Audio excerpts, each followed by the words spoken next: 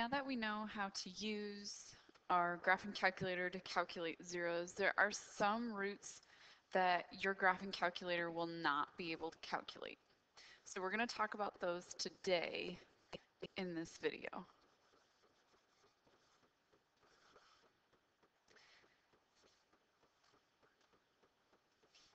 So exactly what do I mean by you can't necessarily calculate it with your graphing calculator? There are complex roots. So remember when we talked about the imaginary numbers? Those come back.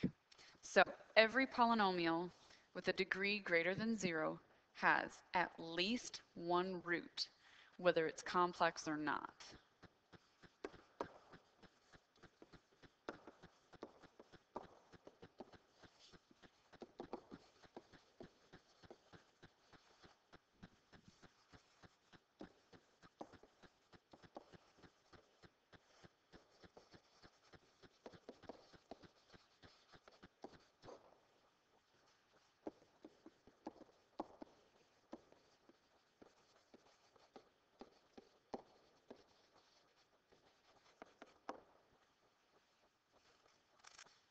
Something to remember about complex numbers. If we have a complex number, we're also going to have the complex conjugate. So remember we've talked about conjugates before, and what that basically means, if one is a minus 2i, then I know automatically I'm going to have a positive 2i with that root. Okay?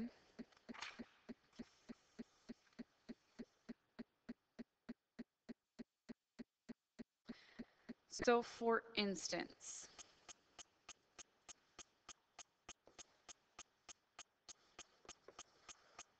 let's say that I have the function x cubed minus 7x squared plus 16x minus 10. And they tell me that one root for sure is 3 minus I. Well, looking at this, I have a degree for my polynomial. My degree is 3. So I know right now I've got 3 minus I as one of my roots. Well, then I know automatically if I have to have the complex conjugates, that 3 plus I must also be a root.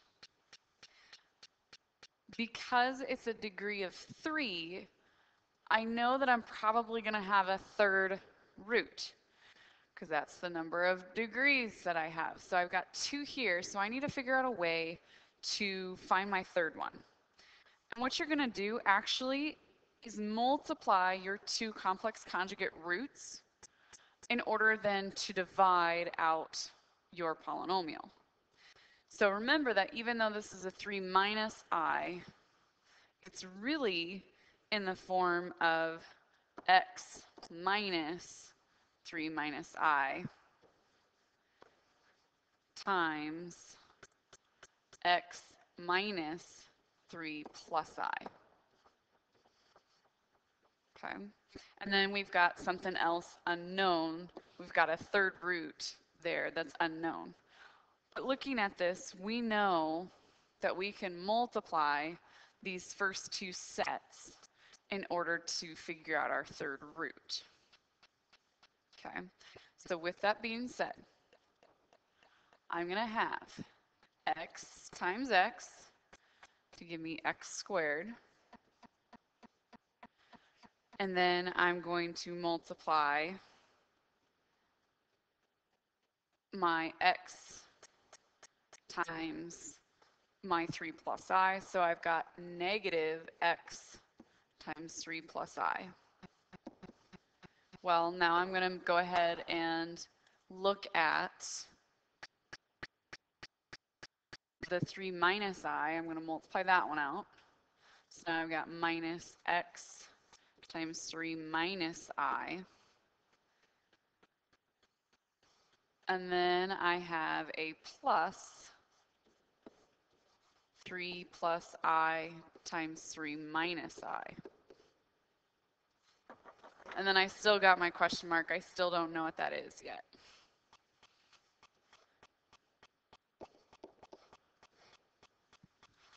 So right now in the green and blue, we have distributed our x and our 3 minus I to everything within our brackets.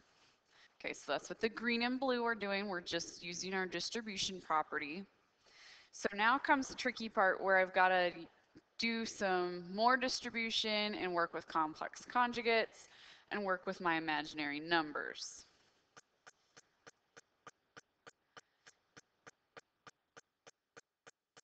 So with that being said, I've got x squared still, minus 3x, minus xi, minus 3x, plus xi, plus, because it's complex conjugates, we know that we're going to have 9 minus 3i plus 3i plus I squared. Okay, it looks intense, I know. But really, all I'm doing is the distribution. It's not like I'm doing a whole lot of thought process here. All I'm doing is distributing everything. So now I'm going to go ahead and combine my like terms. So when I combine my like terms, I've got x squared. I'm just going to cross these off as I go so I don't get goofed up here. X squared. So I've got a minus 3x minus 3x, so minus 6x. Well, an xi term, notice one's a negative and one's a positive, so they cancel out. I don't even have to worry about them. And then I've got a plus 9. Negative 3i plus 3i, and well, that cancels. I squared, remember that I squared, notice I goofed up here. That should be a minus I squared. But remember when we have an I squared, it turns to negative 1? So that's really a plus 1, which is actually kind of why I knew it was going to be a positive, but that's besides the point. So now I'm going to go ahead and simplify this some more. I've got x squared minus 6x plus 10 times something. Remember, our whole goal here is to get it to equal this x cubed minus 7x squared plus 16x minus 10. So we still don't know what this one is. And remember, we're trying to get it to equal x cubed minus 7x squared plus 16x minus 10. Now, if I'm looking at this from an algebraic standpoint, I know that I'm going to divide by the x squared minus 6x plus 10. Here's the thing, though.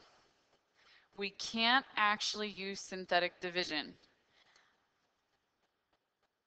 The reason being is that we have x squared minus 6x plus 10. When we used synthetic division, we were dividing by an x to the first term. So you are going to have to use regular division that we've talked about before. And I know that's kind of scary to think about, but we've done it before. We can do it again.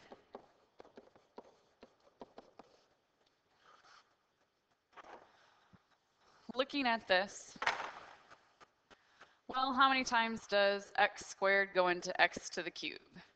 Well, it goes in there once. So I've got x cubed. Now I got to take the negative 6x times my blue x up top there. So I've got minus 6x squared. And then I've got to take the 10 times the x, so plus 10x. I'm going to subtract. And I see here that I've got negative 7 plus 6, so I've got negative 1, right? And then 16 minus 10 gives me minus 6x, and this 10 drops down. Well, looking at this, that's a positive 6x for starters. Looking at this, how am I going to get a negative 1x squared when I'm dealing with this x squared over here? Well, I'm going to have to multiply by negative 1. So then that gives me negative 1x squared plus 6x minus 10. Notice when I subtract this, I get 0, 0, 0 all the way across the board. So it works out perfectly. Looking at this then, I know x minus 1 then is my missing root. So we know for our final answer then,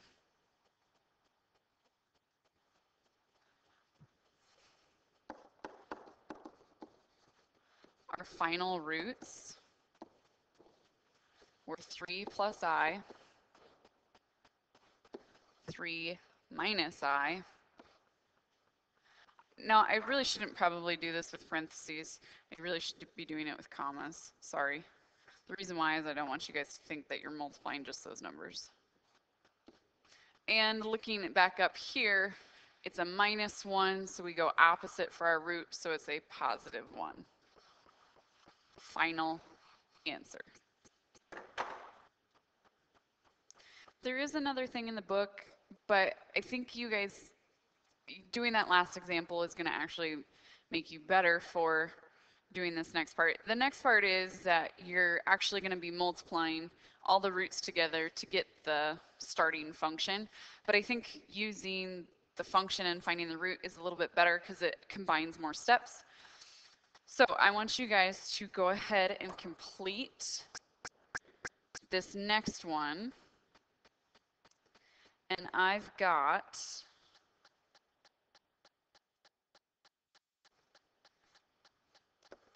your function as f of x equals x cubed minus 3x squared plus 4x minus 12. And you have one root of 2i. So go ahead and find all 3 of my roots. Good luck. To start off with, I already know that negative 2i is one of my roots, and then I've got a question mark. So I'm going to go ahead and start this off with x plus 2i times x minus 2i times question mark. We don't know what that is. So going ahead and using our distribution, I have, notice I gave you a little bit easier one. It was just 2i, not a 3 plus 2i. I got x squared minus 2xi plus 2xi minus 4i squared times something. All right, so we're going to go ahead and combine our like terms. I get x squared, 2xi, and the positive 2xi cancel out. I get negative 4 times negative 1. So then I get x squared plus 4. So now I'm going to use my long division.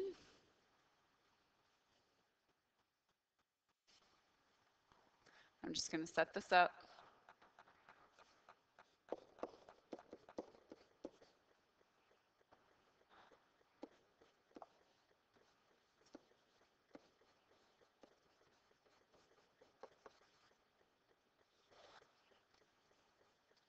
All right, now that you've got this, go ahead and use your long division. So how many times does x squared go into x to the third? That'd be just once. And I get x squared. I don't have anything with an x squared.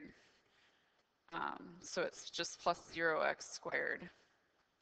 And then plus 4x. Kind of tricky there with the 0x squared, but you got to remember to put it in. Make sure that your x cubes, x squareds, and x's all line up. So looking at this, I now have negative 3x squared plus 0x, and then minus 12.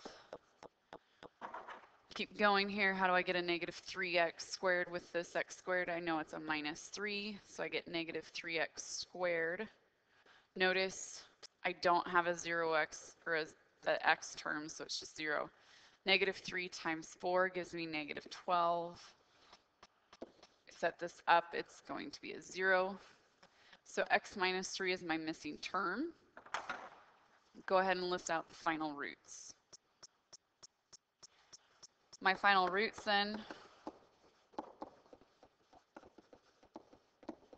are 2i, negative 2i, and a positive 3.